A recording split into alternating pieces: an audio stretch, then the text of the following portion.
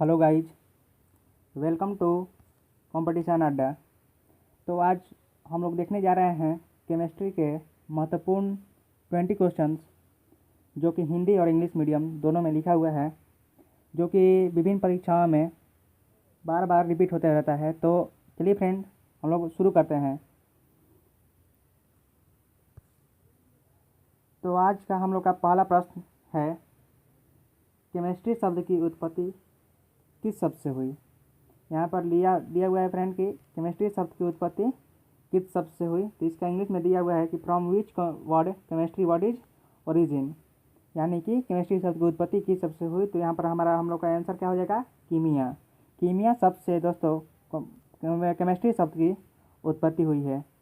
अब second number question की तरफ हम लोग बढ़ते हैं, जो कि दिया हुआ है कि मिस्र के लोगों का कीमिया शब्द से क्या तात्पर्य है। What is the meaning of कीमिया फॉर मिस्र पीपुल। मिस्र के लोगों के लिए कीमिया शब्द का किस चीज़ के लिए मतलब कि प्रयोग किया करते थे। ओके, तो यहाँ पर हम लोग का आंसर में क्या दिया हुआ है फ्रेंड कि काली मिट्टी यानी ब्लैक सॉइल के लिए मिस्र के लोग कीमिया शब्द का प्रयोग किया करते थे। अब हम लोग बढ़ते हैं अपना नेक्स्ट क्वेश्चन की तरफ, जो कि है हमारा थर्ड नंबर। देखिए, दिया है कि रसायन विज्ञान का जनक किसे कहा जाता है, यानी who is the father of chemistry. तो लेबोजियर को, जैसा कि आंसर में दिया हुआ है कि लेबोजियर को हम लोग क्या कहते हैं, फादर ऑफ केमिस्ट्री कहते हैं लेबोजियर को। ओके, तो मूव करते हैं अगले क्वेश्चन की तरफ, जो कि है 4 नंबर क्वेश्चन। पदार्थ की कितनी अवस्थाएं हैं।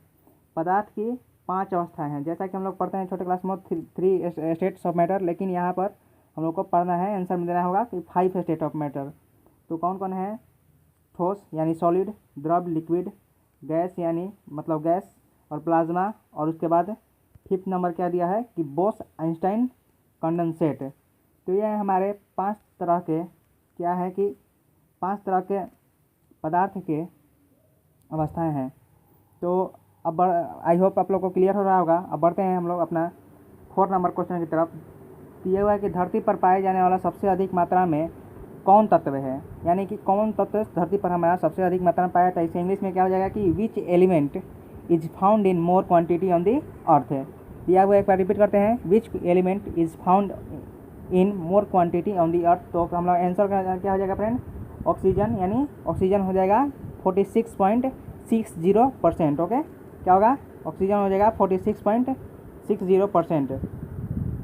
तो अब यहाँ पर दिया हुआ है अगला क्वेश्चन क्या है कि धरती पर सबसे कम मात्रा में पाए जाने वाला है। यहाँ पर पहले था कि धरती पर सबसे अधिक मात्रा में, और यहाँ पर नीचे में दिया हुआ 5 नंबर में धरती पर सबसे कम मात्रा में पाया जाने वाला तत्व कौन है। तो यहाँ पर इंग्लिश किसका हो जाएगा कि which element is found in less quantity on the earth. तो हम लोग का आंसर क्या हो जाएगा, हाइड्रोजन। हाइड्रोजन का कितना परसेंट होता है ये भी पूछ सकता है, तो कितना होगा 0.14%। 0.14% धरती पर सबसे कम मात्रा में पाया जाना हाइड्रोजन है। ओके, उसके बाद हम मूव करते हैं 6 नंबर की तरफ। सामान्य शरीर में सबसे अधिक मात्रा में पाए जाने वाला तत्व कौन है। तो शरीर में सबसे कम अधिक मात्रा में पाए जाने वाला तत्व है ऑक्सीजन ही है। जैसे कि हमारा धरती पर भी ऑक्सीजन है और यहाँ पर भी शरीर में भी ऑक्सीजन है। तो धरती पर हमारा ऑक्सीजन 65% है, लगभग 65%, और यहाँ पर हम लोग का शरीर में कितना है तो 46.60%। ओके, यहाँ पर इंग्लिश में हम लोग पढ़ रहे हैं कि which element is found in more quantity in general human body, यानी कि सामान्य मनुष्य शरीर में कितना ऑक्सीजन यानी कि अधिक मात्रा में पाए जाने वाला कौन तत्व है। ओके, तो हम लोग बढ़ते हैं नेक्स्ट क्वेश्चन की तरफ, जो कि हमारा है 7वां क्वेश्चन। सामान्य शरीर में सबसे कम मात्रा में पाए जाने वाला तत्व कौन है। इसका इंग्लिश क्या हो जाएगा कि which element is found in less quantity in general human body. तो हम लोग का आंसर क्या दिया हुआ है, देखिए फ्रेंड, यहाँ पर आंसर दिया हुआ है लोहा यानी आयरन। लोहा कितना होता है 0.004%। ओके, यहाँ पर हम परसेंट यहाँ पर इसलिए दे दिए हैं कि क्योंकि कॉम्पिटिटिव एग्जाम में 0% का भी पूछ लिया जाता है कितना परसेंट क्या है। ओके, अब आगे बढ़ते हैं, हम लोग बढ़ते हैं 8 नंबर क्वेश्चन की तरफ। खनिज तेल या कच्चे तेल से शुद्ध पेट्रोल डीजल किस विधि द्वारा निकाला जाता है। तो यहाँ पर 4 ऑप्शन दिया रहेगा, यानी कि 4 ऑप्शन दिया रहेगा, अलग अलग ऑप्शन दिया रहेगा, उसमें से एक दिया रहेगा आंशिक आसवन यानी फ्रैक्शनल डिस्टिलेशन। एक बार इंग्लिश पढ़ देते हैं इंग्लिश वाले स्टूडेंट के लिए। प्योर पेट्रोल और diesel is extract from mineral oil और crude oil by which process. Okay, मतलब कि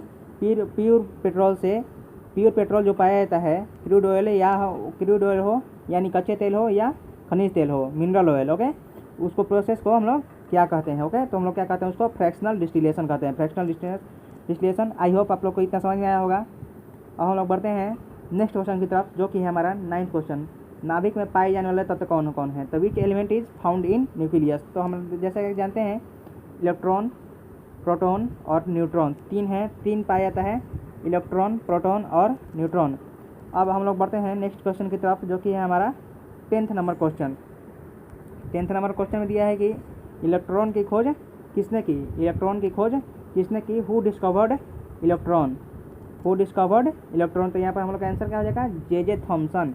जे थॉमसन क्या किए थे कि इलेक्ट्रॉन का खोज किए थे। जे थॉमसन इलेक्ट्रॉन का खोज किए थे। इलेक्ट्रॉन पर कौन सा चार्ज होता है? नेगेटिव चार्ज पाया जाता है। इलेक्ट्रॉन पर नेगेटिव चार्ज पाया जाता है। ओके, ऐसे ही हम लोग आगे बढ़ते हैं नेक्स्ट क्वेश्चन की तरफ, जो कि हमारा 11 नंबर क्वेश्चन। 11 नंबर क्वेश्चन में दिया है कि प्रोटॉन की खोज किसने की? प्रोटॉन की खोज माने यानी who discovered proton. Okay, who discovered proton, तो उसका आंसर क्या हो जाएगा? ई गोल्डस्टीन। और प्रोटॉन पर कौन सा चार्ज होता है? तो पॉजिटिव चार्ज इलेक्ट्रॉन पर पाया जाता है। अब देखिए फ्रेंड, यहाँ पर क्या होता है कि बहुत सारे बच्चों को कन्फ्यूजन होता है कि इलेक्ट्रॉन और प्रोटॉन में कौन खोज किया। ओके, तो देखिए हम लोग थोड़ा सा इसको ट्रिक भी कर सकते हैं। तो यहाँ पर देखिए, यहाँ पर दिया है स्टार्ट हो रहा है प्रोटॉन में। प्रोटॉन कैसे लिखते हैं? तो पी से स्टार्ट होता है। प्रोटॉन कैसे स्टार्ट होता है? पी से स्टार्ट होता है। ओके, और यहाँ पर देखिए प्रोटॉन की खोज किसने किया? तो ई गोल्डस्टीन ने। ओके, तो हम लोग जैसा देख सकते हैं। और इलेक्ट्रॉन का कैसे लिखते हैं? तो इलेक्ट्रॉन को लिख सकते हैं ऐसे, ई से स्टार्ट होता है, ई से। तो यानी कि हम लोग क्या करेंगे? ऑपोजिट करके याद करेंगे कि यानी कि इलेक्ट्रॉन की खोज ई गोल्डस्टीन ने नहीं किया, बल्कि किसने किया? तो जे थॉमसन ने किया। तो यहाँ हम लोग कैसे याद रख सकते हैं? एकदम आसान से याद रख सकते हैं कि पी यहाँ पर है, यानी प्रोटॉन का खोज किसने किया? तो ई गोल्डस्टीन ने। तो यहाँ पर ऑपोजिट करके हम लोग ऐसे ट्रिक से ये मतलब कि याद कर सकते हैं। ओके फ्रेंड, तो अब हम लोग बढ़ते हैं अपना नेक्स्ट क्वेश्चन की तरफ। यहाँ पर दिया हुआ कि न्यूट्रॉन की खोज किसने किया? न्यूट्रॉन की खोज किसने किया? Who discovered neutron. क्या हुआ है? यहाँ पर दिया हुआ है हु डिस्कवर्ड न्यूट्रॉन। तो यहाँ पर हम लोग का आंसर क्या हो जाएगा? जेम्स चैडविक ने न्यूट्रॉन की खोज की थी। ओके, और न्यूट्रॉन पर हम लोग देख सकते हैं जैसे कि न्यूट्रॉन पर कोई चार्ज यानी आवेश नहीं पाया जाता है। चार्ज का हिंदी आवेश होता है। जिन बच्चों को समझ में नहीं आ रहा होगा उसको चार्ज का हिंदी आवेश होता है। ओके, तो अब हम लोग बढ़ते हैं नेक्स्ट क्वेश्चन की तरफ। इलेक्ट्रॉन का द्रव्यमान यानी मास। इलेक्ट्रॉन का द्रव्यमान यानी बोले तो मास। इलेक्ट्रॉन का द्रव्यमान यानी मास कितना होता है? तो इलेक्ट्रॉन का द्रव्यमान कितना होता है? तो 9.1095 इंटू 10⁻⁻31 kg। कितना होता है? 9.1095 इंटू 10⁻⁻31 kg। और देखिए यहाँ पर क्या है कि मास दो तरह से पूछा जा सकता है, या एक तो केजी में और एक को कहते हैं एटॉमिक मास यूनिट यानी AMU। दिया रहेगा कि what is the mass of electron in KG और MU। ओके, तो दोनों अलग अलग हो जाएंगे आंसर, तो इसलिए हम लोग दोनों अलग अलग याद करना पड़ेगा। तो देखिए एटॉमिक मास यूनिट का हिंदी क्या होता है? परमाणविक भार इकाई। परमाणविक भार इकाई से कहते हैं। ओके, तो देखिए इसका कितना हो जाएगा? 0.005486 in atomic mass unit. Electron का कितना होता है मास?